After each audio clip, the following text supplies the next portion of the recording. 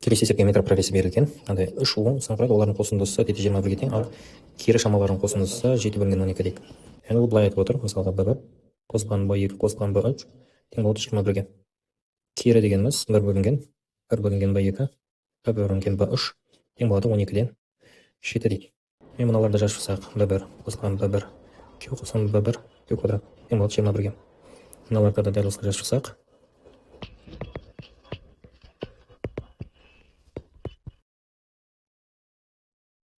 екеуін жүйе ретінде. b1-ді шашқан сыртына шығаратын болсам, менде мына хал қалады. Келесін ортақ бөлім берген кезде ол жағдай былай болады. Бөлшектің алымы 1 қосылған q қосылған q-ның квадраты, бөлшектің бөлімде b1 q-ның квадраты тең болады 12-ден 7. Екі өрнекті бір бөлгеніне бөліп жүрген кезде бізде мынандай өрнек бар, b1-ның квадраты көбейтілген q квадрат тең болады 36-ға. Мынау дегеніміз b2-ның квадраты тең болады 36. Сонда b2 дегенім ол 6. b2-ні былай жазылса болады, b1 көбейтілген q тең болады 6. Бұны ары қарай бүрлендіретін болсақ, b1 тең 6 бөлінген q. Аны бірінші өрнекке қатап қоятын болсам, сонда 6 бөлінген q қосылған 6 қосылған 6 q тең болады 21-ге. Ықшамда ортақ бөлім беретін болсақ, бізде мынандай өрнек бар. 6q квадрат азайтылған 15q қосылған 6 тең болады 0-ге. Барын 3-ке бөлсек, 2q квадрат азайтылған 5q қосылған 2 тең болады 0-ге. Осы жерде q табатын болса 2 және де 2-ден 1. Енді мұнда бізде b2 бар, ол 6. Мысалға 2-ні қоятын болсақ, ол кезде біз b1-ның үш екенін білеміз, анау ол 12 тең болады. Ал керісінше қарайтын болсақ, ол кезде b1 12 болады, ал b3 3-ке тең болады. Сонда бізге ізделінді геометрия прогрессияның мүшелер осылар екен. Келесі есеп бізде теңдеу синус 3x біз оны жазайық. Сондықтан 3 синус x азайтылған 4 синус куб x азайтылған a бөлінген 3 көбейтілген синус x тең болады 0-ге. Синус шын сыртына шығаратын болсақ, бізде 3 азайтылған 4 синус квадрат x азайтылған a бөлінген 3 тең болады 0-ге. 0-ге теңестіретін болсам, менде синус x тең болады 0-ге, x тең болады пика. Енді келесі шашқан 0-ге теңестірсем, не болады? 3 азайтылған 4 синус квадратта. Бір жем төмендеп тұрмын жазсам, 1 азайтылған косинус 2x бөлінген 2 тең болады a бөлінген 3-ге. Сонда менде 3 азайтылған 2 қосылған 2 косинус 2x тең болады a бөлінген 3-ге. 2 косинус 2x тең болды. Менде a азайтылған 3 бөлінген 3 2 бөліп бөлсем, косинус 2x тең a азайтылған 3 бөлінген 6 болады. Сонда 2x тең болады менде плюс минус a косинус a азайтылған 3 бөлінген 6 қосылған 2 pn болады. X тең болады менде плюс минус 2-ден 1 a косинус a азайтылған 3 бөлінген 6 қосылған pn. Сондай x жоқ болады. Келесі есеп мәселесі берілген. Екі көлік қарама-қарсы, біреуі a-дан, біреуі b-дан ұшады. Яғни бір көлік a қаласынан ұшатын болса, бұның жылдамдығы v1 болсын. Екінші көлік b-дан ұшады, жылдамдығы v2 болсын. Екеуі кездескеннен кейін дейді, бұл с деген нүктеде кездесін. Сонда с-ға дейін ол т уақыт, мынауда т уақыт жүреді. Кездескеннен кейін с-дан былай қарай, мысалға b-дан шыққан көлік x уақыт жүрсін делу, a-дан шыққан көлік ол b-ға дейін 9 бөлінген 8 сағат жүрсін делу. Ол жердің теңдеу тастаңыз. Былай алып қараған кезде a-сы тең болады v1 көбейтілген т немесе v2 көбейтілген 2. Ал с-б дегеніміз ол v2 көбейтілген т немесе v1 көбейтілген 9 бөлінген 8. a-сы аралығын v1-дің v2-ге қатынасын біз мына бірде жазылсақ болады 2 бөлінген т. Ал b мен с-ның аралығында дәл осы секілді v1-дің v2-ге қатынасын жазылсақ болады. Ол бізге береді 8 т бөлінген 9. Енді екеуін теңестіретін болса, бізде 2 бөлінген т тең болады 8 т бөлінген 9. Осы жерден пропорция жасайтын болсақ, т тең болады 1,5-ға. Бізге b-дан a-ға дейінгі жүргенді алайық. Мысалға бұл дегеніміз v2 көбейтілген т қосамын v2 көбейтілген 2. Жаңа т-ның орнына 1,5 қоятын болсам, сонда b арға шыққан 2 көзін тең болады 3,5 v2. 3,5-ға бөліп тастайтын болсам, менде v2 тең болады 60 км сағат. Ал v1 табатын болсам, осы жерден v1 менде 80 км сағат. Кері тригонометриялық функция, оны анықтау облысын табу үшін біз аргументті минус 1 мен 1-дің аралығын алсақ жеткілікті. Сонда минус 1-ден аргумент біз 2x бөлік x минус 1 үлкен немесе тең, ол кіші немесе тең жекелер алып қарайтын болсақ, 0 және тең 1 қосылған 2x бөлімде x минус 1. Осы жерде ортақ бөлім беретін болсақ, x азайтылған 1 бөлімде x минус 1 келмес тең болған. Түбірлерін тапқан кезде менде 3-тен 1 бұл бой болады. Және де 1. Таңбасы плюс минус плюс. Үлкен аралық. Келесі. 2x бөлінген x минус 1 мол. Кіші немесе тең 1-ден. 2x бөлімде x минус 1. Минус 1 кіші немесе тең 0-ден. Ортақ бөлім беріп қышындаған кезде менде x қосылған 1 бөлімде x азайтылған 1 кіші немесе тең 0-ден. Осы жерде менде минус 1 және де 1. Минус 1-ді бояймын. 1-ді ашық қалдым. Таңбасы плюс минус плюс. Кіші аралық. Енді менде екі шешімді бір-бірінен қиылсын. Сонда екеуіне де қиылсын аралық менде мына бір минус 1-ден 3-тен 1-дің аралығы болып тұр. Сонда жауап осы. Интегралды есептеңіз екен. Бізде мына түрде интеграл берілген. Ал енді бұны есептеу үшін біз әуелі жазып алайық. Мысалы, 4-тен 5-ге дейін бөлшектің алынды өзінің түрде жасап. X азайтылған 3-дің квадраты қосылған 1. Бөлшектің бөлімі сол күйінде қалады. Енді мына өрнекті мына түрде жазып. X азайтылған 3-дің квадраты бөлінген x азайтылған 3. Қосамыз 4-тен 5-ге дейін және де 1 бөлінген x азайтылған 3. Енді бірінші өрнекте не қалды? Жай ғана x азайтылған 3 деген өрнегін салу. Келесін бірден жазылайын, ол ln болады, x азайтылған 3. Және де 4-тен 5-ге дейін. X азайтылған 3-ті интегралдайтын болса менде x квадрат бөлінген 2 азайтылған 3x. 4-тен 5-ге дейін. Қосам 5-ті қоятын болса менде ln 2 болады. Азайтылған 4-ті қоятын болсам ln 1.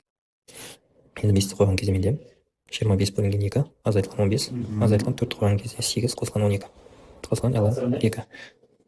Арланды шындаған кезде менде 1,5 қосылған ln 2 деген өтеміз қалады. Жауап осы еді. Енді біз бұл есеп шығарған кезде кішкентайға кубтың қырын а деп алатын болсақ, жай ғана мына бір аудан тапқан кезде менде өздеріңіз білесіздер, ол а квадрат. Яғни осындай а квадраттардан қазір маған енді берілген кубиктарды алып үстіне қойған кезде, мынау а деген кубикті алатын болсам, өзі маған көрініп тұрған 3 жағы бар, 1, 2, 3. Көрінбей жатқан 3 жағы бар. Егер бұны алған кезде көрінбей жатқан 3 жағы көрінетін болады. То есть оның орындары көрінетін болады. Енді менде жалпы 3а квадратты қазір мен алып тастайтын болсам, қайтадан пайда болған 3а квадрат осы екеуі маған 0 береді, яғни аны орнын алып тастасам ешқандай аудан өзгешелік болмайды. Енді бұны маған көрініп жатқан бір ғана жағы бар. Көрінбей жатқан 5 жағы бар. Осы бұны алған кезде сол көрінбей жатқан 5 жағы ауданы артады, яғни 5а квадрат болады ол. Бірақ жаңа қазір мен бетінің ауданы 1 ғой, соны алып тастаймын. Сонда жалпы бұны орнынан алған кезде менде үлкен кубтың бетінің ауданы 4а квадратқа артады. Ал енді сыны бізге көрінетін 1 және де мына жақта екінші жағы бар, көрінбейтін жақ 4. Түсінікті деп ойлаймын. 4а квадрат 2а квадрат болса 2а квадрат. Жалпы бұларды орындарынан алған кезде 6а квадрат бетінің ауданы артады. Енді бұларды үстіне қою керек. Енді қойған кезде жағдайда біз оны былай жасасақ. Осыларды үстіне қойған кезде ең үстінде тұрған кубиктің ауданы 5а квадрат бетінің ауданы. Келесі тұрғанда 4а квадрат, келесінде 4а квадрат. Қарап отырғандардай 13а квадратқа аудан артады. Бірақ бұл x-тің үстіне түскені үшін 1а квадратты жеп қойған. Жалпы 12а квадрат. Осы үшеуін қосқан кезде менде 18а квадрат шығады. Бұл артқаны. Бізде есептің барысын айтады. 90-ға тең болса. Сонда а квадрат тең болады бізде нешеге? 5-ге. Бұл осы күйінде қалсын.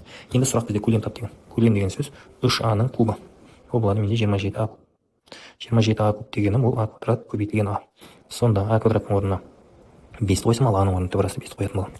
Сонда көлем менде болады 135, төбірасында 5. Келесі бізде координаталық жүйе берілген. Алып қараған кезде мысалға егер біз айтсақ мына жерде Б нүктесі бар, мына жерде С нүктесі бар. Осы екеуі бір түзу бойында жатыр. А нүктесі мына жерде болса, мысалы бізге айтады болса, А нүктесі Б-сының бір түзу бойында жататындай, яғни аны мына жерге түсіру үшін неше бірлік жылжытамыз дейді. Ол үшін бірінші Б-сы нүктесі арқылы өтетін сөздің теңдеу жасалып отыр. Ол деген сөз x қосылған 9 болсын, минус 1 қосылған 9 тең y қосылған 13 минус 3 қосылған 13. Осы жерден бізде 5x қосылған 45 азайтылған 4y азайтылған 52 тең болады 0-ге. 5x азайтылған 4y азайтылған 7 тең болады 0-ге. Б-сы нүктесі арқылы өтетін сөздің теңдеуі осы. Енді нүктеден сөзге дейінгі арақашықтық біз білеміз, формасы мына түрде. А көбейтілген x1 қосылған b көбейтілген y1 қосылған c бөлімінде төбірасына квадрат қосылған b квадрат. Енді мына өрнегім коэффициенті мынау b, мынау c. Ал а нүктесінің координаталары бізде x1 және де y1. орындарын қоятын болсақ, сонда да тең болады. 5 көбейтілген 6, азайтылған 4 көбейтілген 9, азайтылған 7, түбір астында 5-дің квадраты, қосылған 4-дің квадраты. Ықшамдайтын болсақ, бөлшектің алымынан 10 шығып, бөлшектің бөлімінен түбір асты 41. Иррационалдықтан құтылатын болсақ бізде 13, түбір асты 41 бөлімінде. Сонда мына ара қашықтық бізде 13 түбір асты 41 бөлінген 41 дегенге тең екен. Келесі есеп бізде шаршы берілген ABCD. Бұл шаршының ішіне шеңбер сызылған. Шеңберіміз CD қырында E нүктесіне жанасады. Енді А төбесінен E нүктесіне дейін осындай бір түзу жүргізіледі. Сол кезде бізде іштей сызылған шеңберде мынандай бір хорда пайда болады. Осы хорданың ұзындығы бізге тап деп тұр. Егерде біздің шаршының қабырғасы А болса дейді. Енді мен шаршының қабырғасын 2х қылып алдым, яғни жазылмаған керек болады. Еден BC қырына параллель болатын F AB қырын F нүктесіне қиятын түзу жүргізім, ол бізде іштей сызылған шеңбердің диаметрі болады. Сол F-тан AE-ге тағы биіктік жүргізім. Мына жерден былай 90 градус болады. AFE деген тікбұрыш үшбұрыш бар. Және де FTE деген ол да тікбұрыш үшбұрыш немесе ATF дегеніміз. Ұқсас үшбұрыштар пайдаланамыз. Осы кезде біз ұқсас үшбұрыштар пайдаланамыз. AEFT және де AFT деген ұқсас үшбұрыштар пайдаланамыз. Енді оны пайдаланып жазған кезде мен мынандай өлең шығады. X бөлінген T тең болады X түбір астында 5 бөлінген X. Осы жерде менде пайда болады X дегенім түбір астында 5 T-ға.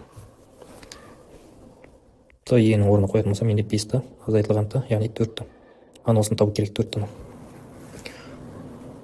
Мына жақтан жақсы білесіздер. T тең болады X бөлінген түбір асты 5. Ал жалпы 2X деген ол A-ға тең болса, X A бөлінген 2-ге тең. Барлықтарын орындарына қойған кезде T-е тең болады менде 4 көбейтілген T-ның орнына мен X бөлінген түбір асты 5 тең. Ал X-ның орнына мен A бөлінген 2. Сонда 4 көбейтілген A бөлінген 2 көбейтілген 1 бөлінген түбір асты 5. Ықшамдап келген кезде менде шығады 2A бөлінген түбір асты 5. Сонда біздің ізделімді хорданың ұзындығы осы тең. Келесі есеп бізде конус берілген, және де оның көлемі 108 π дейді. Конусты кішігірім мына жаққа үлкендеу қылып сызып алдық. Мына жерде айтады, BC 2 еселенген S-ға тең. Егерде S-ны мен мысалға A дейтін болсам, BC ол 2 A болады деген сөз. Көлем дейді, ол көлемнен 3-тен 1 көбейтілген S табаны, яғни πr квадрат r деген 6-ның квадрат көбейтілген h белгісіз тең болады 108 π. Пиларды алып тастайтын болсақ, одан кейін осы жерден h тең болады 9-ға. Ол T-дан былай қарай жүргізсем, осы менде нешеге тең? 9-ға тең.